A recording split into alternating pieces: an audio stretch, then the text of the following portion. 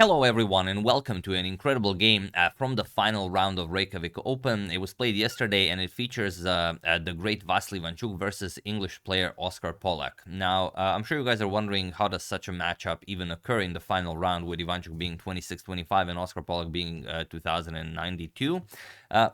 You did see what happened in the penultimate round. Ivanchuk had that sort of drawish position against Lea Garifulina, although you had to continue playing and play really well. And he decided to resign the game, which means that that was his only loss in the tournament, and he's currently going into the final round on 6 out of 9 points. Whereas Oscar Pollack here, he started the tournament by losing to Turkish Grandmaster Mert Yilmazierli, and then he got 4 draws in a row. However, he then won 3 games in a row, and he is on 5 out of 9 going into the final round facing Ivanchuk with the black pieces. Now, the game features the French defense, which is sort of a favorite showing on this channel. I'm sure you guys will enjoy this one. And there are many games in the database. I only checked the Leech's database, which means that if you check all the databases, then there are even more games. And Oscar chooses a continuation that a lot of players go for. So you guys will learn a lot from this one. So let's check it out. Ivanchuk with the white pieces opens with pawn to e4. We have pawn to e6. The French defense is on the board. d4, d5, and knight to c3. And bishop to b4, going for the Winawer variation of the French. Ivanchuk goes for e5, the advanced variation, and now c5 is the main variation. Here he goes for knight to e7. This is the second most played move.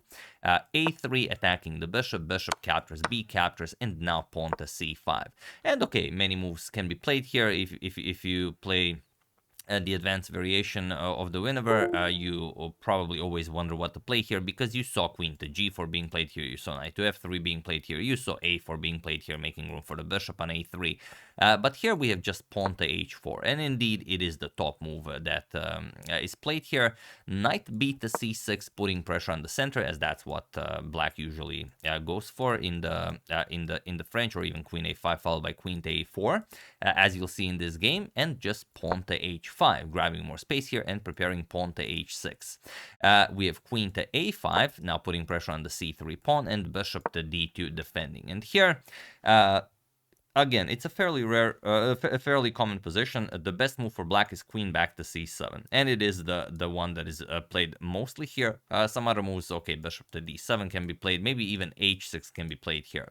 However, he goes for queen to a4, and this is the move I was talking about. It's not the best continuation for black, but there are so many people that play this against this this line of attack for white.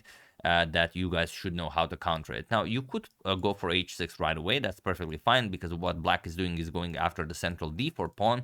Ivanchuk just plays rook to b1, and this is where everyone gets confused. Now, with rook to b1, you're sort of saying, I'm ready to play bishop to b5. So if the knight moves, I might even win the queen here. And if you go for something like c captures on d4, again, bishop to b5 is just very strong. And if queen captures on a3, c captures on d4, it's just a very weird square for the black queen. For example, a6 attacking the bishop, rook h3 attacks the queen, and after queen a2, bishop back to d3. What are you playing here? For example, you castle, knight comes to e2, you're going to play pawn to h6, stop white from playing pawn to h6, now queen to c1, and with the black queen being so far away from the game and the white having the bishop pair eyeing that black king side, also rook to g3 is coming. You can even capture on h6. This is a dead loss for black. So that's why after this rook to b1 move, everyone plays pawn to a6, which just throws the game away. Here, you should play h6. It is the strongest move for black, but after a6, it's just very, very hard to come back. Now, you could strike with h6 right away. Ivanchuk goes for knight to f3. It's like he wants Oscar to play h6 himself, but he doesn't. We have c captures on d4. Oscar says now it's time to grab a pawn. C captures, knight captures, and now bishop to d3. Continuing development, as Paul Morphy once said, you should always help your pieces so they can help you. And now the problem is, okay, you don't capture on f3 and give Vasyl even more development, so knight e to c6, and now pawn to h6. And up until this point, there is one game that reached this position, but in that game, g captures on h6 was played. Here we have knight captures on f3 with check, and it is now, as of move 14, that we have a completely new game. So okay, here we have queen captures on f3, and the position happened it was played in 2011 in the Kazakhstan Championship, where white won very nicely. So here we have knight captures on f3, queen captures, and now knight captures on e5. So not worried about anything here. He wants to capture the bishop as well and just enjoy his material advantage, as he will be up 2 pawns. So okay, queen to g3.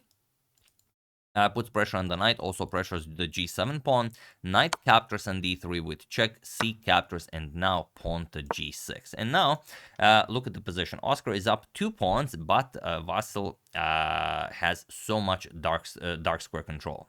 All of these squares are extremely weak. Look at this. Oscar has a light square bishop, which really isn't a part of this game, and all of his pawns are on light squares. And it is absolutely masterful how Vasyl breaks through this. Now, what would you play here in this position? It's there are many moves that come to mind, but the one is particularly strong. Okay, queen to e5 was played in the game, and it is by far the strongest. You could also consider some bishop to b4 moves, just controlling the dark squares, going for some checkmates. What you should avoid playing is bishop to c3. It looks like a move you can play, but then queen c2, and you're the one that's gonna lose this game. So queen to e5, strongest move by Ivanchuk, going after the rook here. Pawn to f6, queen captures, and now rook to g8. Rook to f8 also can be played, but then you allow queen to g7. Rook to g8 was played to prevent queen to g7. And again, while there are many good moves here, there is one that, sort of says to black, okay, it's time to resign. So feel free to pause the video and try to find this move that Vasyl did play while I give you a couple of seconds.